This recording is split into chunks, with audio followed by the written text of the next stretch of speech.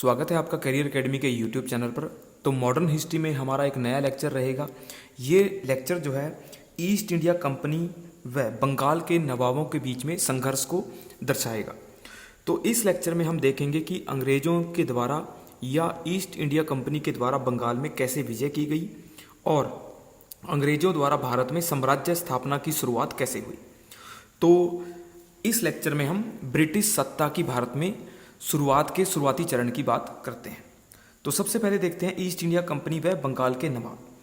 तो जैसे कि सबको पता है कि अंग्रेज़ों की विजय जो है सबसे पहले बंगाल में होती है, यानी अंग्रेज़ों के द्वारा ईस्ट इंडिया कंपनी के द्वारा बंगाल में सबसे पहले उनकी विजय शुरू होती है 1757 के युद्ध के बाद, यानी 1757 में प्लासी के युद्ध के बाद। दूसरा युद्ध उन्होंने लड़ा था 1764 में, जिसे बक्सर का युद्ध कहते हैं।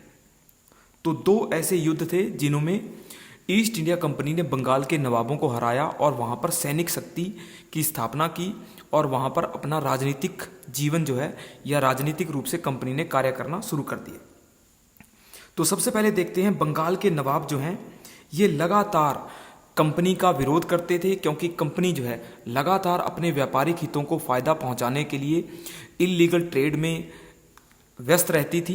वो लगातार बंगाल के राजस्व को नुकसान पहुंचाते थे। इसके अलावा बंगाल के नवाब जो हैं ईस्ट इंडिया कंपनी की सैनिक शक्ति से परेशान रहते थे, क्योंकि ईस्ट इंडिया कंपनी जो है समुद्री किनारे के आसपास अपनी समुद्री शक्ति को बढ़ावा देती थी, सैनिक शक्ति को बढ़ावा देती थी। इसके अलावा जो फोर्ट विलियम फोर्ट था, कलकत्ते के किले को कंपनी द्वारा लगातार फोर्टिफाइड किया जा रहा था, यानी वो किले की किलेबंदी करने लगे थे ताकि युद्धों से बचा जा सके। और नवाब जो है लगातार सैनिक शक्ति को कम करने के लिए प्रयास करता था और किलेबंदी का भी विरोध करता था। बंगाल के नवाब और अंग्रेज़ों के बीच में विवाद का मुख्य कारण जो है, विवाद का मुख्य कारण व्यापार था, यानी व्यापार को लेकर उनका संघर्ष, उनका विवाद शुरू हुआ था। हुआ क्या कि ईस्ट इंडिया कंपनी को 1717 में उनको व्यापारिक छूटें प्राप्त हुई थी, यानी मुगल नवाब या मुगल किंग जो थे फरुखसियर, उनके द्वारा 1717 में ईस्ट इंडिया कंपनी को दस्तक दिया गया था। दस्तक जो है एक तरीके से फ्री पास था, या कहें हम ऐसा फरमान था जिसके द्वारा कंपनी को टैक्स फ्री ट्रेड की इजाज़त मिली थी, यानी कंपनी जो है बिना कर दिए, बिना कर के व्यापार करती थी।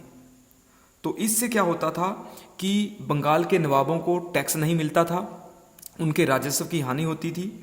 तो वो लोग जो हैं कंपनी का विरोध भी करते थे, जबकि दस्तक का कंपनी के द्वारा दुरुपयोग किया जाता था। तो वो क्या करते थे, अन्य व्यापारियों का सामान भी अपने सामान में तुलवाते थे और टैक्स से माफ़ी मिल जाती थी उनको, और व्यापारियों से खुद पैसे ले लेते थे। इसके अलावा कंपनी के जो अधिकारी होते थे वो इल्लीगल ट्रेड करते थे, बंगाल के अधिकतर जो सामान होते थे उनको एक्सपोर्ट करते थे और सारे सामान को वो एक तरीके से ईस्ट इंडिया कंपनी के सामान में ही घोषित करते थे। तो ऐसा करते करते बंगाल के नवाबों को लगातार राजस्व का नुकसान हो रहा था, तो लगातार राज्य की इनकम जो है आय कम होती जा रही थी। तो बंगाल के नवाब जो हैं कंपनी के व्यापार को रोकना चाहते थे और उनकी शक्ति को कंट्रोल करना चाहते थे।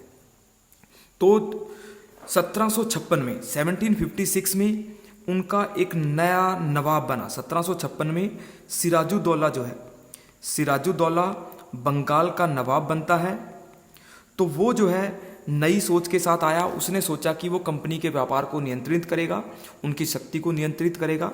परंतु सिराजुद्दौला का विवाद जो है अंग्रेज़ों से गहरा गया। दस्तक को लेकर एक कारण था दस्तक का और दूसरा कारण था किलेबंदी का। तो दस्तक और किलेबंदी के कारण जो है सिराजुद्दौला जो है ब्रिटिश कंपनी के साथ विवाद में घिर गया। तो कंपनी ने लगातार अपनी सैनिक शक्ति को बढ़ावा दिया ताकि वो सिराजुद्दौला को बंगाल से हटा सके। तो लगातार आपस में विवाद था। तो सिराजुद्दौला ने क्या किया, एक युद्ध किया कंपनी के खिलाफ और उसने कलकत्ता के ऊपर आक्रमण कर दिया। अपनी सैनिक शक्ति के साथ उसने कलकत्ता के ऊपर आक्रमण किया और कंपनी को पीछे हटने के लिए उसने मजबूर कर दिया। तो कंपनी के सैनिक शक्ति को पीछे हटना पड़ा और कलकत्ता पर कुछ समय के लिए सिराजुद्दौला का नियंत्रण हो गया। परंतु इसी दौरान सिराजुद्दौला ने क्या किया, कंपनी को पीछे हटा के रखा, परंतु कंपनी ने क्या किया, अपनी नई सैनिक शक्ति को बंगाल की तरफ भेजा। उसमें कुछ समय लगा, तो कुछ दिनों के लिए सिराजुद्दौला ने कलकत्ता में अपना नियंत्रण बना के रखा। इस दौरान सिराजुद्दौला ने ब्लैक होल की घटना को अंजाम दिया। एक क्वेश्चन आ जाता है कई बार कि ब्लैक होल जो घटना थी, या उसे काल कोठरी की घटना भी कह देते हैं। तो काल कोठरी की घटना जो है बंगाल में होती है, कलकत्ता में होती है। ये काल कोठरी की घटना जो है, सिराजुद्दौला ने क्या किया, एक जेल के कमरे में काफ़ी सारे अंग्रेज़ों को बंद कर दिया, जिसमें अंग्रेज़ थे, स्त्री, बच्चे आदि काफ़ी थे और भीड़ ज़्यादा थी उस कमरे में। तो एक ही रात में काफ़ी सारे अंग्रेज़ों की, बच्चों की, स्त्रियों की मौत हो गई वहाँ पर। तो इस घटना को ब्लैक होल घटना या काल कोठरी की घटना कह देते हैं, जिसके कारण कंपनी ने सिराजुद्दौला को हटाने का, उसके खिलाफ बड़ा संघर्ष करने का मन बना लिया था। तो बाद के इतिहास में काल कोठरी की घटना को अंग्रेजों ने बढ़ा चढ़ा कर बताया और सिराजुद्दौला के खिलाफ जो है उन्होंने संघर्ष करने का ऐलान कर दिया। जब कंपनी की सेना जो है बंगाल की तरफ बढ़ी, तो उसका नेतृत्व जो है, उसकी लीडरशिप जो है लॉर्ड क्लाइव कर रहा था। तो लॉर्ड क्लाइव जो है बंगाल की तरफ सेना लेकर आया। उसके साथ एक और कमांडर था जिसका नाम वाटसन था। तो क्लाइव और वाटसन जो हैं सेना की टुकड़ी को लेकर जो है कलकत्ता की तरफ आए। ये दक्षिण भारत से आए थे। तो इन्होंने, कंपनी ने अपनी सैनिक शक्ति को आगे बढ़ाया। तो धीरे धीरे सिराजुद्दौला को वहाँ पर पीछे हटना लौट पड़ा, सैनिक शक्ति को पीछे हटाना पड़ा, कलकत्ता का नियंत्रण खाली करना पड़ा। तो इस दौरान जो है अंग्रेज़ों के और बंगाल के मध्य, या कहें हम नवाब के बीच में, अंग्रेज़ों और नवाब के बीच में एक संधि होती है। ये संधि होती है अलीनगर की ट्रीटी। इस संधि को कहते हैं अलीनगर की संधि। ये जो है नवाब के दबाव में आने के कारण होती है। तो अलीनगर की संधि में जो है सिराजुद्दौला अपनी सेना को पीछे हटने का मौका देता है। अंग्रेज़ों को कुछ छूट प्राप्त हो जाती है किलेबंदी करने की और अपनी सैनिक शक्ति को मोबिलाइज करने की। तो एक तरीके से अलीनगर की संधि जो है 1756 में हुई और सिराजुद्दौला को यहाँ से पीछे हटने का मजबूर होना पड़ा, उसे पीछे हटने के लिए। अब जो है अंग्रेज़ों को पता चल चुका था कि सिराजुद्दौला जो है उनको, उनके व्यापार को रोकेगा, तंग करेगा उन्हें। तो अंग्रेज़ों ने क्या किया, उसके खिलाफ षड्यंत्र शुरू किए। तो षड्यंत्र जो हैं अंग्रेज़ों के द्वारा किए गए और षड्यंत्र का उद्देश्य था कि सिराजुद्दौला को बंगाल की सत्ता से हटाना था और एक नए नवाब को नियुक्त करना था। ऐसा नवाब जो अंग्रेज़ों की बात माने और उनके व्यापार में बढ़ावा दे, उनके व्यापार में बाधा ना पहुंचाए। तो इस उद्देश्य से उन्होंने क्या किया, मीर जाफ़र से संबंध बनाने शुरू किए। मीर जाफ़र जो है सिराजुद्दौला का रिश्तेदार था, भाई था और वो सेनापति था, यानी बंगाल का सेनापति था वो। तो उसके हाथ में सैनिक शक्ति थी। तो अंग्रेज़ों ने उसके साथ बातचीत की, उसे कहा कि तुम्हें हम कंपनी जो है नवाब प्रमोट करेगी और तुम्हें साथ देना है ईस्ट इंडिया कंपनी का और सिराजुद्दौला के खिलाफ जो है बगावत करनी है।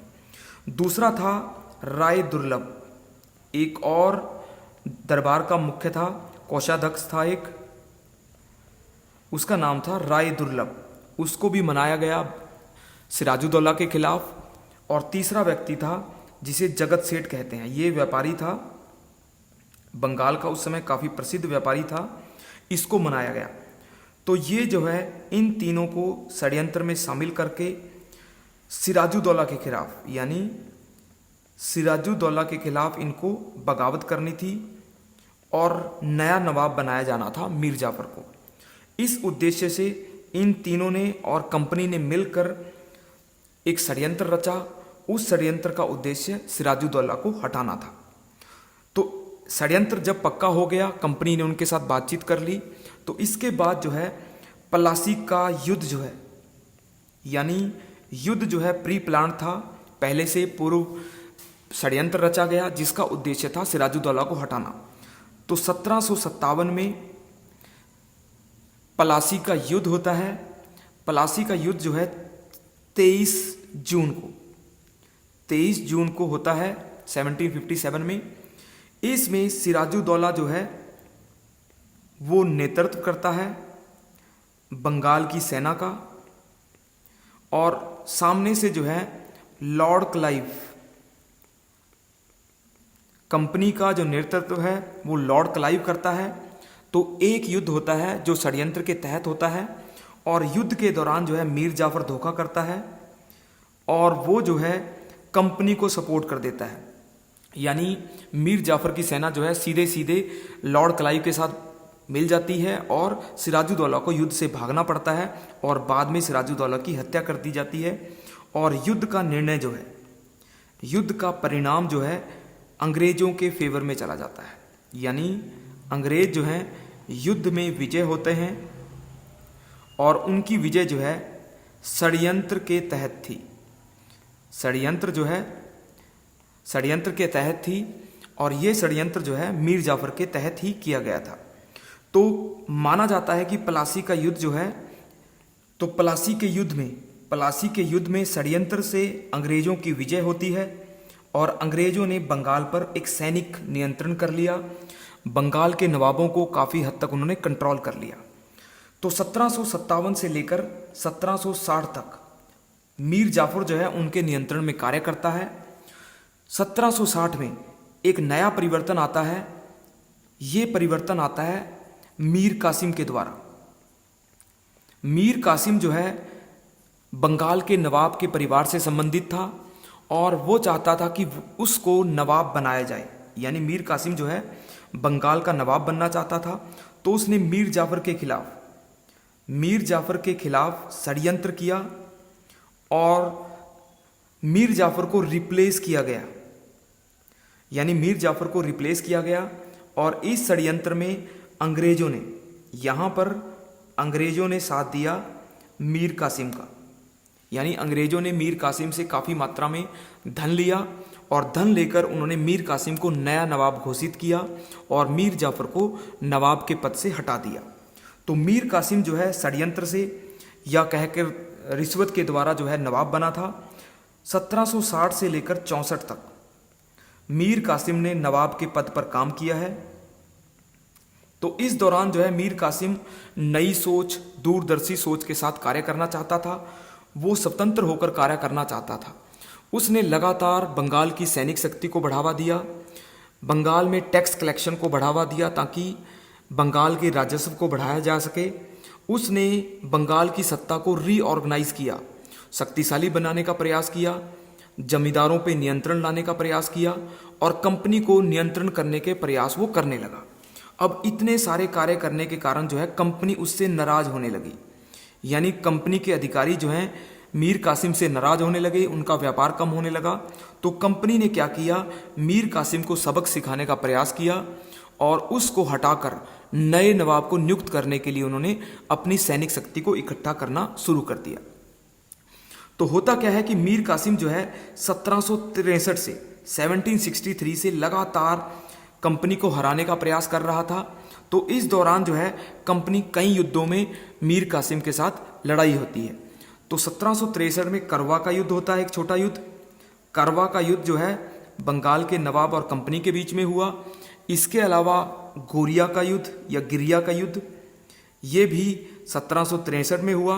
और एक और युद्ध होता है उधनोला का युद्ध। ये छोटे युद्ध थे।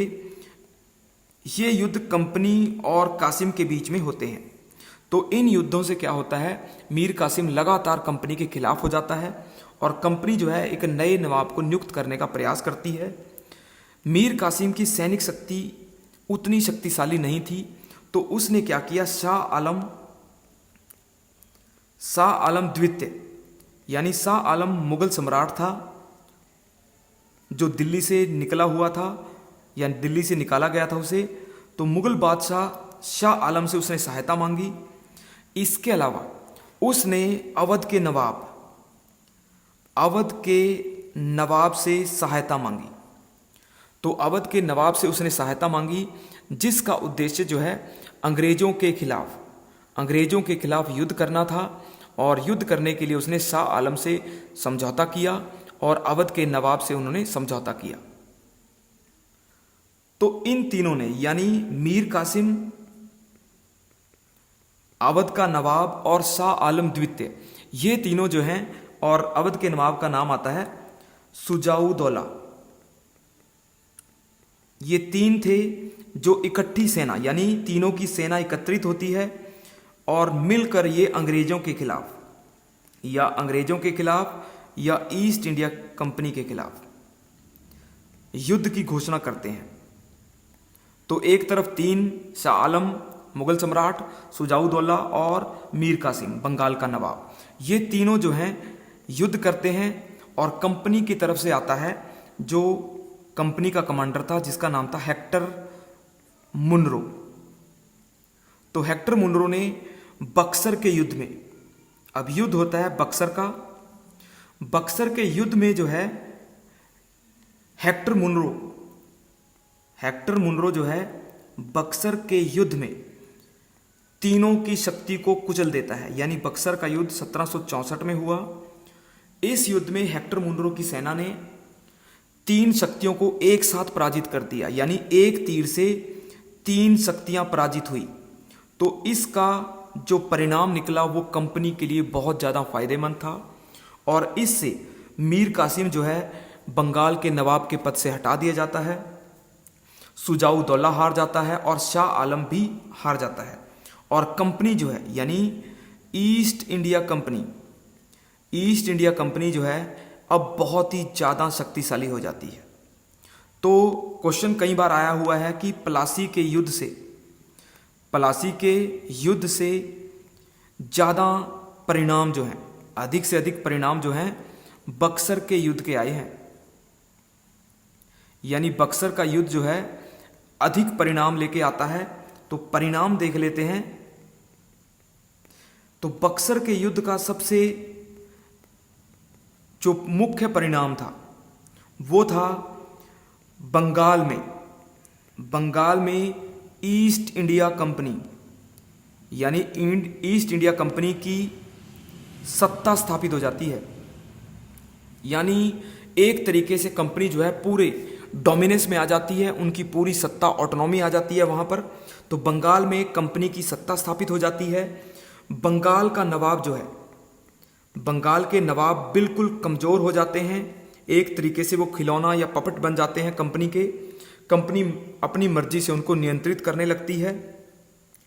बंगाल में कंपनी की सैन्य शक्ति जो है बहुत अधिक बढ़ जाती है, यानी बंगाल पर पूरा नियंत्रण हो जाता है, उनकी सैन्य शक्ति बढ़ जाती है। अवध का नवाब जो है कंपनी के आगे झुक जाता है, यानी मध्य भारत, उत्तर प्रदेश का क्षेत्र जो है कंपनी के प्रभाव में आ जाता है। और शाह आलम जो मुगल बादशाह था वो भी कंपनी के प्रभाव में या उसके नियंत्रण में आ जाता है। तो कंपनी जो है एक तरीके से उत्तर भारत में एक बड़ी पावरफुल शक्ति बन जाती है, उनका प्रभाव जो है दिल्ली तक हो जाता है। तो कंपनी जो है 1765 में लॉर्ड क्लाइव को दोबारा बुलाती है। अब ये बड़ी महत्वपूर्ण बात है कि लॉर्ड क्लाइव जो है, जिसने पहले प्लासी के युद्ध में कंपनी को जीत दिलवाई थी, तो प्लासी के युद्ध के बाद जो है वो लंदन चला गया था, तो उसको 1765 में उसको बुलाया गया। तो क्लाइव जो है इलाहाबाद की संधि करता है। यहाँ आने के बाद वो इलाहाबाद की संधि 1765 में एक बहुत ही महत्वपूर्ण घटना होती है 1765 में, जिसे इलाहाबाद की संधि के नाम से जाना जाता है, ट्रीटी ऑफ इलाहाबाद। तो इलाहाबाद की संधि जो है 1765 में कंपनी और बंगाल के नवाब हो गया और मुगल बादशाह, उनके बीच होती है। यानी ऐसी ट्रीटी थी जिसने मुगल बादशाह को झुकाया और बंगाल के नवाबों को झुकाया। तो इस संधि के द्वारा जो है कंपनी जो है सैनिक रूप से बहुत अधिक शक्तिशाली हो जाती है, उनका दिल्ली तक प्रभाव हो जाता है, उनको बड़े क्षेत्र पे नियंत्रण मिल जाता है। इसके साथ 1765 की संधि से उनको दीवानी और फौजदारी के अधिकार प्राप्त होते हैं।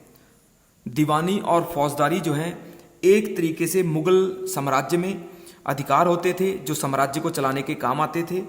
दीवानी अधिकार जो हैं वो रेवेन्यू के होते थे, रेवेन्यू यानी राजस्व के जितने भी अधिकार होते थे टैक्स कलेक्शन के, वो दीवानी होते थे, यानी उनको दीवानी मुद्दों में शामिल किया जाता था।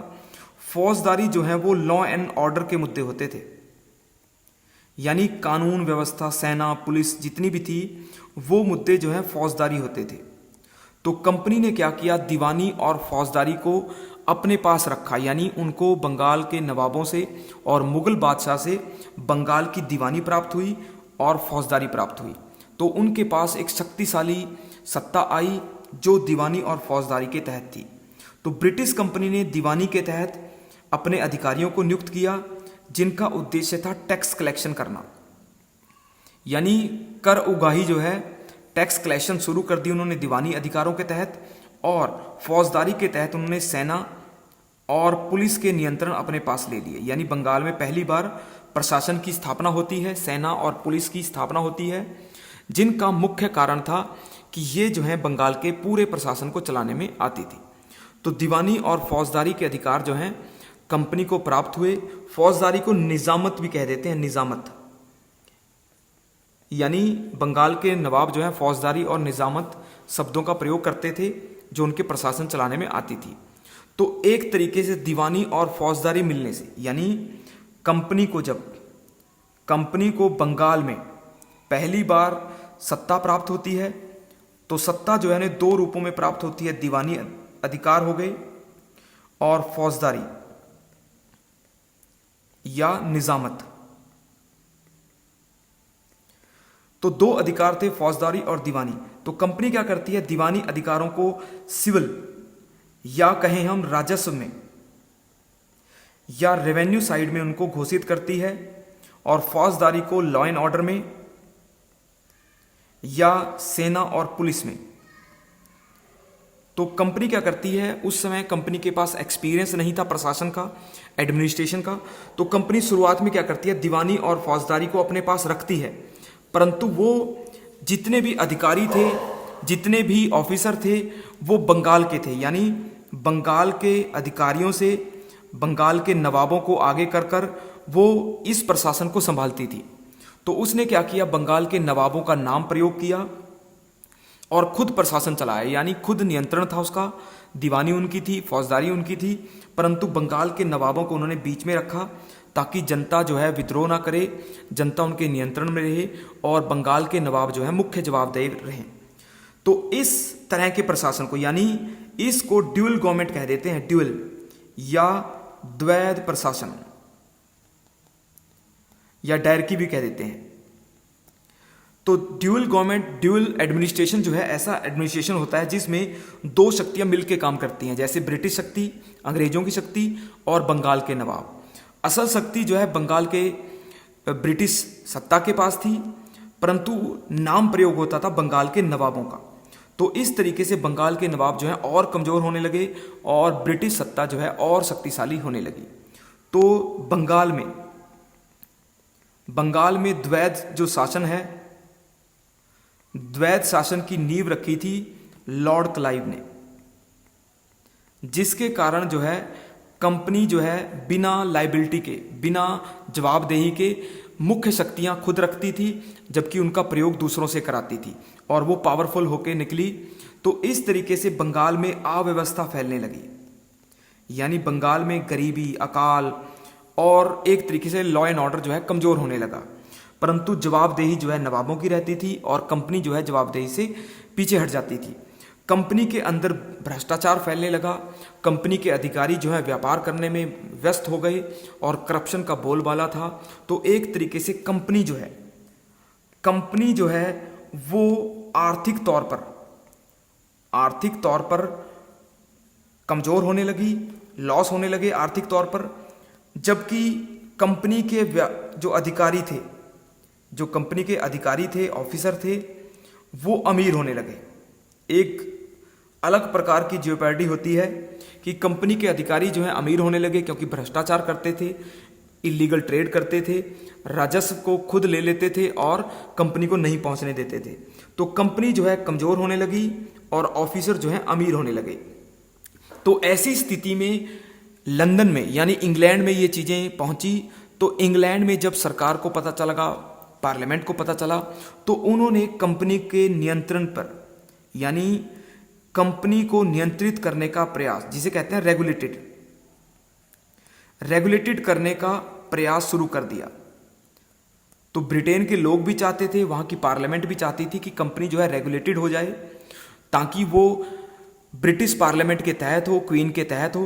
तो उन्होंने क्या किया, वहाँ पर रेगुलेशन के लिए यानी ब्रिटिश पार्लियामेंट में कानून बनाने का प्रयास होने लगा, और ऐसे कानून जिनसे कंपनी जो है इंग्लैंड के प्रति जवाबदेह हो जाए। तो कंपनी को रेगुलेटेड करने के लिए ब्रिटिश पार्लियामेंट ने 1773 में पहली बार रेगुलेटिंग एक्ट बनाया था। रेगुलेटिंग एक्ट जो है ये पहली बार 1773 में बनाया गया। इसका उद्देश्य था कंपनी को नियंत्रित करना, उसके व्यापार को नियंत्रित करने का प्रयास करना, ताकि वो ब्रिटिश पार्लियामेंट के नियंत्रण में रहे। तो 1773 के कानून में ब्रिटिश कंपनी को रेगुलेटेड करने के लिए, उसकी करप्शन को दूर करने के लिए प्रयास किए गए। इसमें जो मद्रास और बॉम्बे प्रेसिडेंसी होती थी और कलकत्ता प्रेसिडेंसी होती थी, इनके गवर्नर को रेगुलेट किया गया। तो जो कलकत्ता प्रेसिडेंसी का गवर्नर होता था, उसको गवर्नर जनरल कहा गया बाद में, उसको ज़्यादा शक्तियाँ दी गई, और मद्रास की और बॉम्बे की प्रेसिडेंसी जो है कलकत्ता के नियंत्रण में कर दी गई। गवर्नर जनरल की काउंसिल यानी एक काउंसिल का निर्माण किया गया। ये काउंसिल जो है 4 मेंबर की होती थी। इसका हेड जो है वहाँ का बंगाल का गवर्नर होता था, वो इस काउंसिल को रेगुलेट करता था। नीतियाँ इसी काउंसिल के द्वारा बनाई जाती थी। पूरी कलकत्ता के लिए या कहें हम पूरे बंगाल के लिए नीतियाँ बनती थी, और काउंसिल जो है मुख्य रूप से जिम्मेवार होती थी प्रशासन चलाने के लिए। इसके अलावा सुप्रीम कोर्ट, इसी कानून से एक सुप्रीम कोर्ट की स्थापना होती है बंगाल में, और ये सुप्रीम कोर्ट जो है कलकत्ता में बना था पहली बार। हुआ क्या कि ईस्ट इंडिया कंपनी के जितने भी ऑफिसर थे, अंग्रेज थे, वो कलकत्ता में रहते थे, बंगाल में थे। उनके न्याय के लिए, उनकी जुडिशरी के लिए सुप्रीम कोर्ट स्थापित किया गया, और 1774 से इसने कार्य करना प्रारंभ कर दिया था। यानी सुप्रीम कोर्ट जो है 1774 में बना, जो अंग्रेजों के मुद्दों को डील करता था। तो एक तरीके से 1773 के कानून ने ब्रिटिश कंपनी को रेगुलेटेड किया, उसकी करप्शन को, उसके जो अनसिस्टम की चीज़ें थी उसको कंट्रोल करने का प्रयास किया। इसके बाद ब्रिटिश पार्लियामेंट ने 1784 में 1784 में एक नया कानून बनाया, जिसे पिट या पिट्स इंडिया एक्ट कह देते हैं। 1784 में आता है पिट्स इंडिया एक्ट 1784 का। 1784 में इंग्लैंड के पीएम थे पिट्स, उसके नाम पर इस कानून कहा जाता है, और इसमें कंपनी के पॉलिटिकल काम और कमर्शियल काम दोनों अलग अलग किए गए थे। यानी जो उनके व्यापारिक हित थे, उनके मुद्दे थे व्यापारिक, और राजनीतिक मुद्दे थे, उनको दोनों को अलग अलग तरीके से डील किया गया, ताकि प्रशासन को सुविधाजनक तरीके से चलाया जा सके। इंग्लैंड में एक शक्तिशाली सिस्टम बनाया गया, एक व्यवस्था बनाई गई, ताकि कंपनी को पूरे तरीके से नियंत्रित किया जा सके। तो इंग्लैंड में एक तरीके से कंपनी को नियंत्रण करने के लिए बोर्ड ऑफ कंट्रोल जो था उसका निर्माण किया गया। बोर्ड ऑफ कंट्रोल जो है वो बनाया गया, जिसका मुख्य उद्देश्य जो है कंपनी के प्रशासन को प्रॉपर रूप से नियंत्रण करना था। बोर्ड ऑफ कंट्रोल जो है कंपनी के रेगुलर कामों को नियंत्रित करता था। तो बोर्ड ऑफ कंट्रोल बनने से कंपनी का प्रशासन जो है एक तरीके से ब्रिटिश पार्लियामेंट के तहत पहुंच गया। तो बोर्ड ऑफ कंट्रोल बनने से कंपनी जो है एक तरीके से ब्रिटिश पार्लियामेंट के तहत जाने लगी। तो इस लेक्चर में हमने 1756 से देखा 1784 तक। तो 1756 में अंग्रेजों की शक्ति बढ़ती है और बंगाल के नवाब जो है उनसे टकराते हैं। उनके बीच में 1757 में युद्ध होता है प्लासी का, जिसमें नवाब हारते हैं, सिराजुद्दौला हारता है। फिर 1764 में मीर कासिम हारता है बक्सर के युद्ध में। फिर धीरे धीरे 1765 में इलाहाबाद की संधि होती है, जिसके तहत ब्रिटिश शक्ति को कानूनी तौर पर बंगाल की शक्ति प्राप्त हो जाती है। दीवानी और फौजदारी के अधिकार उनको मिलते हैं। 1773 में रेगुलेटिंग एक्ट आता है, जिससे कंपनी का प्रशासन जो है ब्रिटिश पार्लियामेंट के नियंत्रण में आने लगता है और लास्ट में 1784 आता है पिट्स इंडिया एक्ट, जिसके तहत कंपनी जो है पूरे तरीके से ब्रिटिश पार्लियामेंट के अंतर्गत चली जाती है, यानी एक तरीके से ब्रिटिश पार्लियामेंट जो है उसको रेगुलेट करने लगती है। तो इस लेक्चर में हमने ब्रिटिश सत्ता या ईस्ट इंडिया कंपनी की बंगाल विजय को देखा कि कैसे उन्होंने धीरे धीरे बंगाल में अपनी सत्ता, अपना शासन स्थापित किया। अगले लेक्चर में हम आधुनिक भारत के और सारे लेक्चरों को कवर करेंगे। ये लेक्चर कैसा लगा, लाइक करें, सब्सक्राइब करें। धन्यवाद।